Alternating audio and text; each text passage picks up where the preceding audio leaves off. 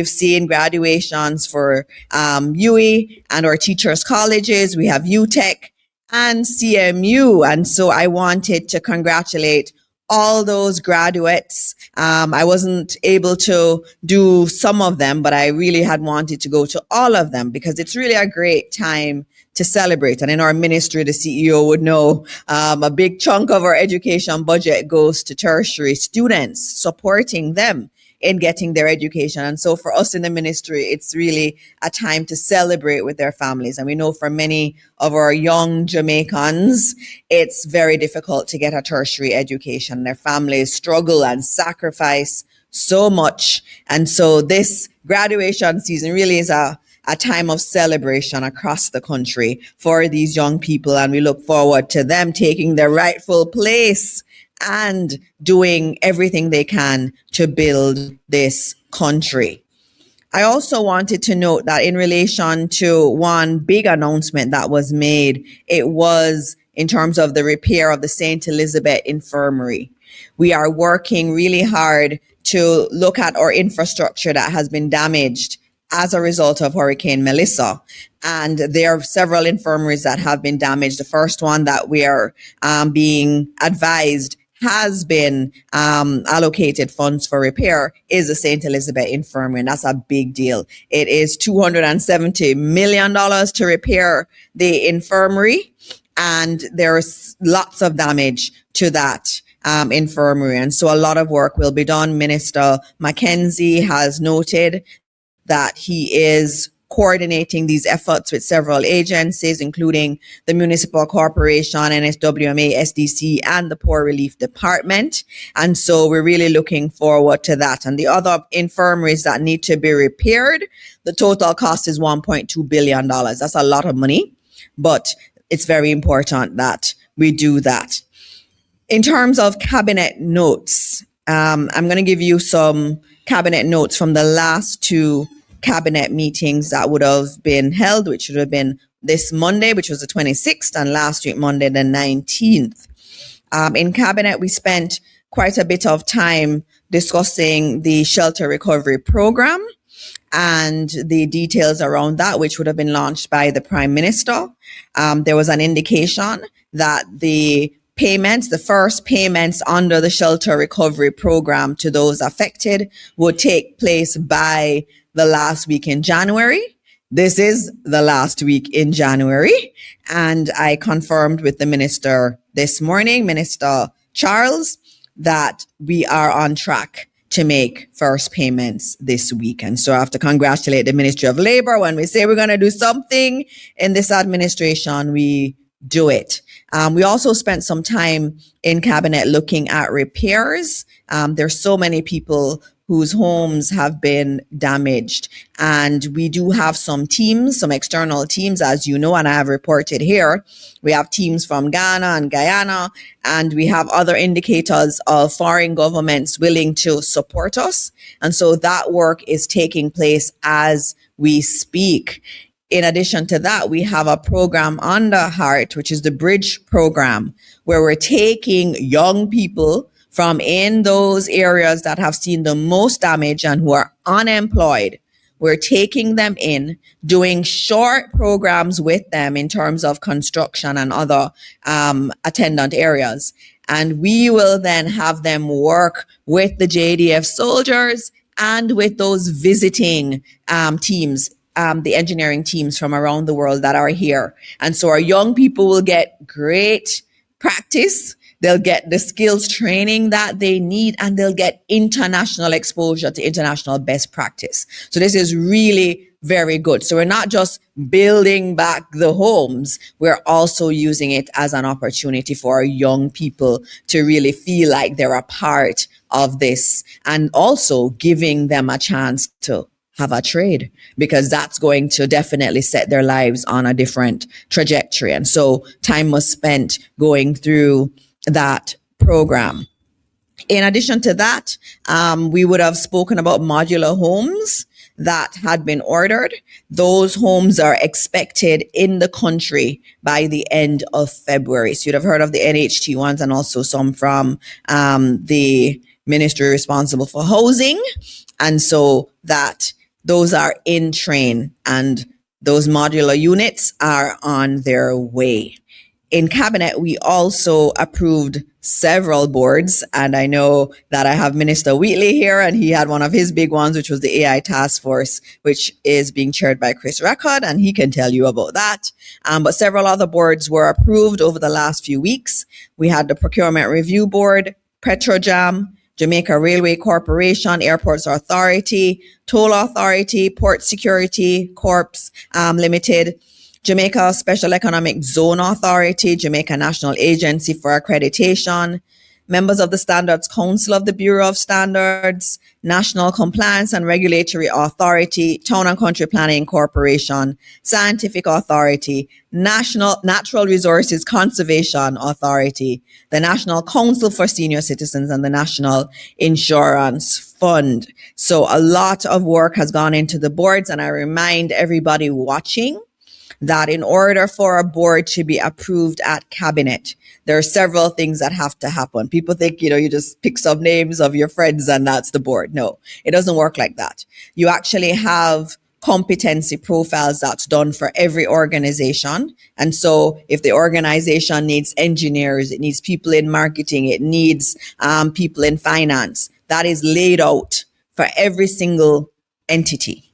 And then the minister can only select individuals that are on the Ministry of Finance database. If they're not there, we cannot use them as a director of any of these boards.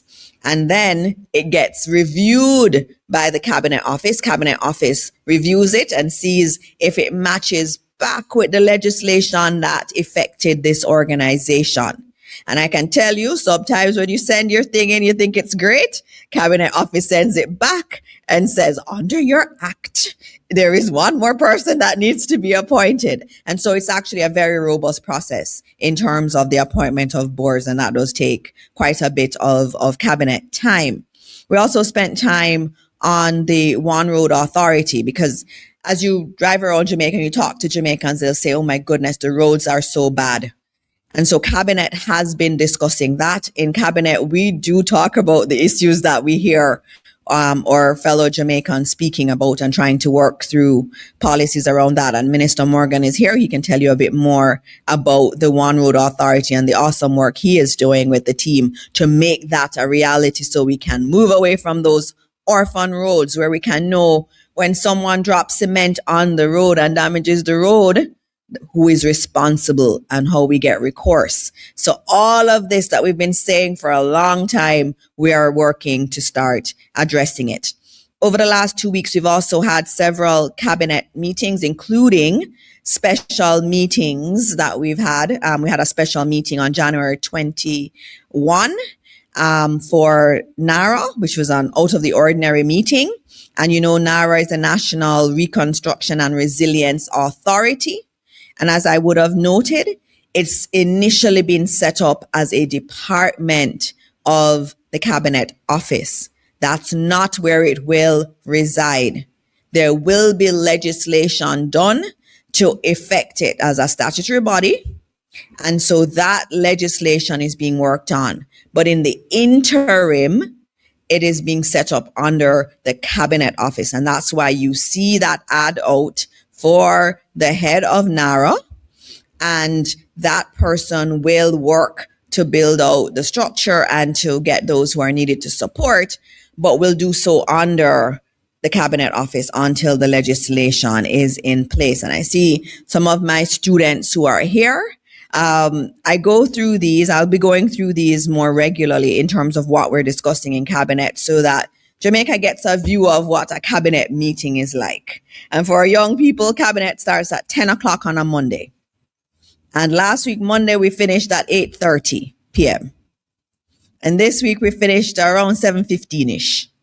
So it's a long day of discussions. And this is where we discuss topics that are important to the people of Jamaica. And we have robust discussions there. And so this press briefing that we do is really an opportunity for Jamaicans to hear what's happening. And it's also an opportunity for the media to ask us about what's happening in terms of government policy. And so this morning is a special morning because at Cabinet last week, Monday, we did approve the tabling of amendments to a particular act that Minister Wheatley has purview over. And before something is done in Parliament, it has to come through Cabinet. So Minister Wheatley would have done that.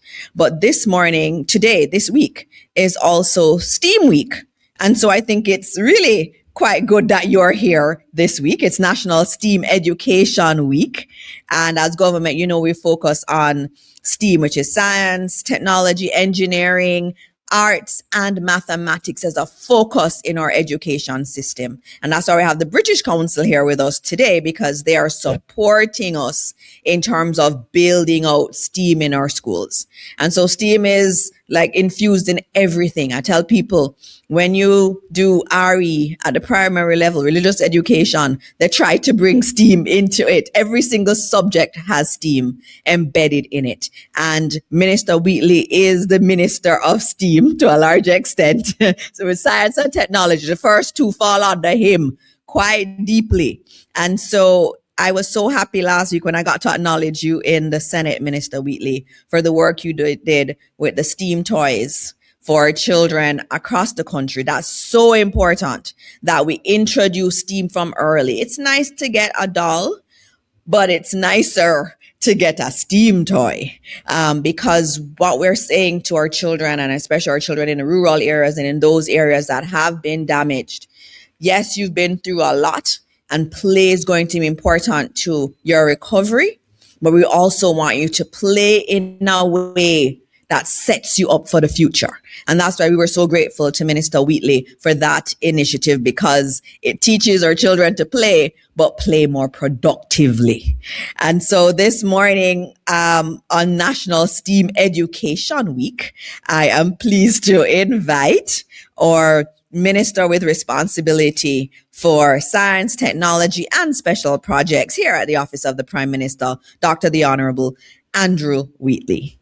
Welcome, Minister.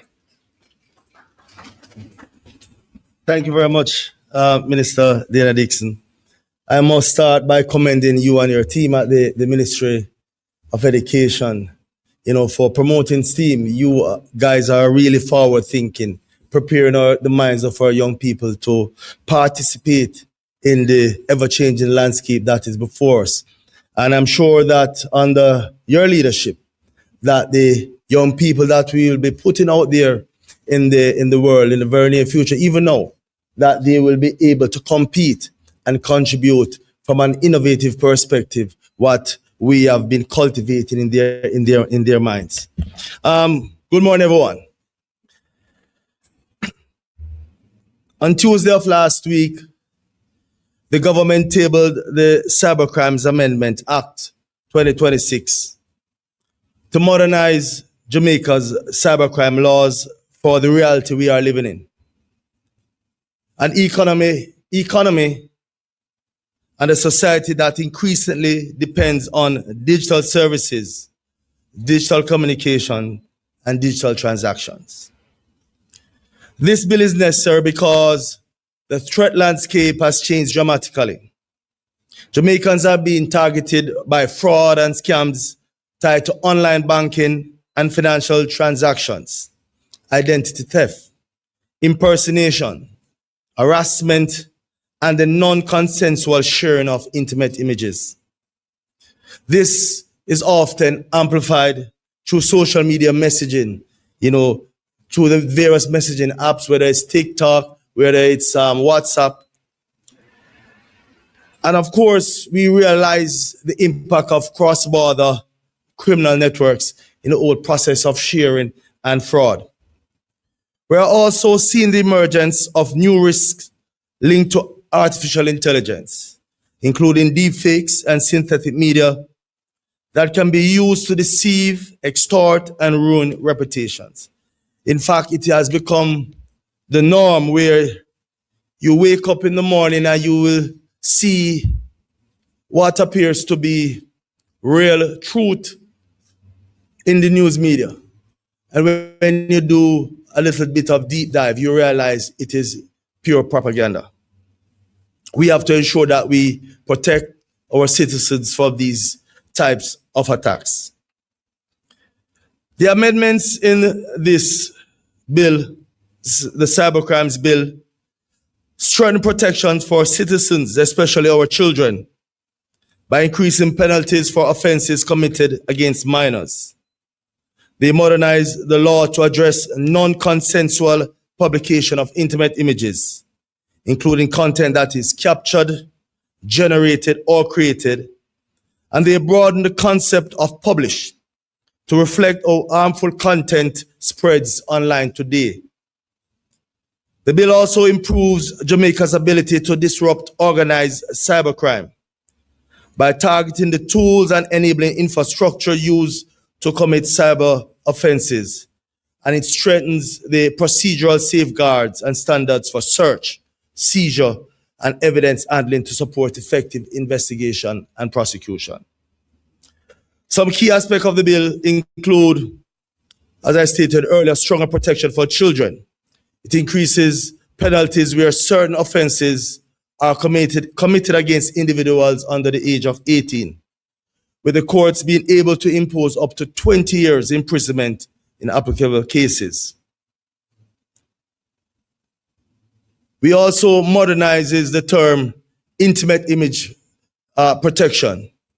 It creates and strengthens offenses for the non-consensual publication of intimate images, reflecting how content is shared online today.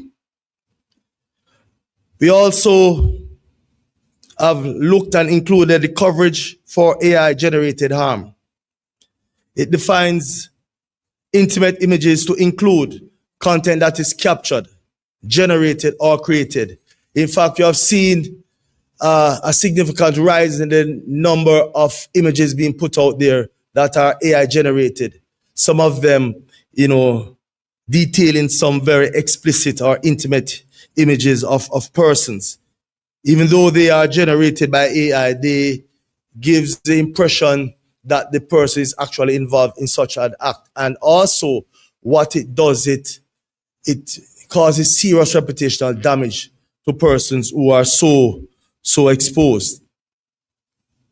We are also open to address risks such as deepfakes and synthetic media used for extortion or reputational harm. We have also, broadened the definition of publish. We expand publish to include sending, transferring, posting, disseminating, or otherwise providing access. So we are aligning the law with social media and the various messaging apps. Again, I stated earlier that the law provides clear protection for minors. In fact, it establishes that under this act, the amendment to this act, no person under the age of 18 can legally give consent for the purpose of intimate image publication. That is very important. Another critical aspect of the bill is that it seeks to disrupt the cybercrime sector by strengthening offenses relating to making available the distribution and possession of tools, data, services, devices, and keys designed or adapted primarily for committing cyber offenses. Again, we are supporting action against organized scam operations. We also recognize that we have to update the language to better reflect the importance of protecting nationally significant systems, including references to revenue and the broader health services. Another key component is accountability for premises used for cybercrime.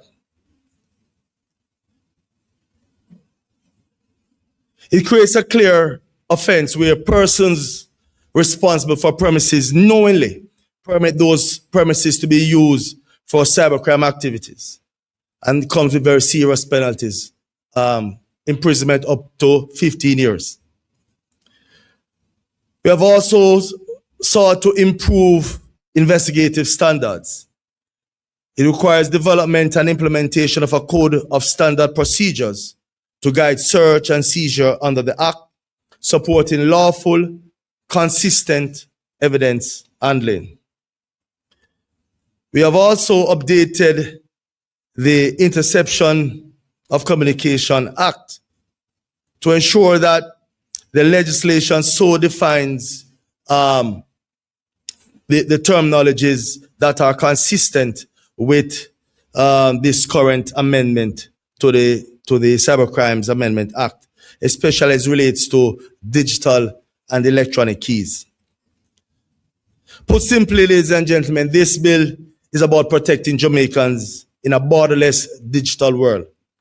It's about building trust in online spaces, strengthening deterrence, and ensuring that as Jamaican digitalizes, our law keep pace with modern technology and modern threats.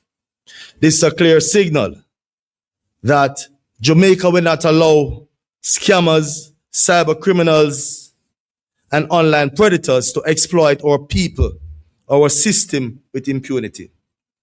We are raising the cost of cybercrime, disrupting the enablers, and strengthening the protections for citizens, especially our children, while supporting effective, lawful investigations and prosecutions in the process.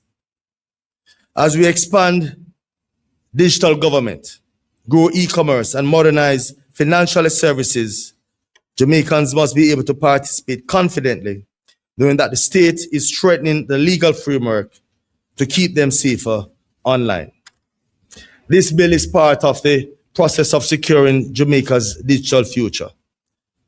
Safer spaces, stronger public confidence, and a more resilient economy. Thank you, ladies and gentlemen.